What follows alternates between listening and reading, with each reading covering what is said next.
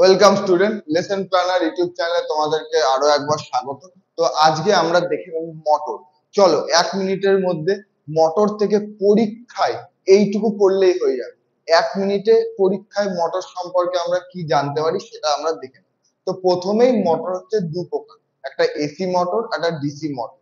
একটা ডিসি মানে সমপ্রবাহ আর এসি মানে পরিবর্তিত প্রবাহ।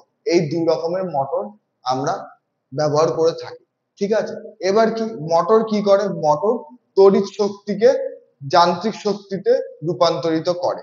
যেমন বাড়িতে তোমাদের মোটর আছে, দেখবে মা টুক করে গিয়ে সুইচটা দিয়ে দেয়, ট্যাঙ্কিতে জল ভরে যায়, তারপরে কল ছেড়ে তোমরা মনের আনন্দে স্নান করো।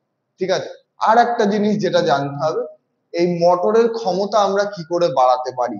তো মোটরের ক্ষমতা বাড়ানোর জন্য আমাদের আছে ক্ষেত্র চুম্বকের ক্ষমতা বৃদ্ধি করতে হবে। মোটর যদি কখনো নষ্ট হয়ে যায়, সেই মোটর যদি তোমরা বাড়িতে খুলতে পারো, দেখবে তার মধ্যে একটা চুম্বক আছে, সেই চুম্বকের ক্ষমতা বাড়ালে মোটরের ক্ষমতা বেড়ে যাবে।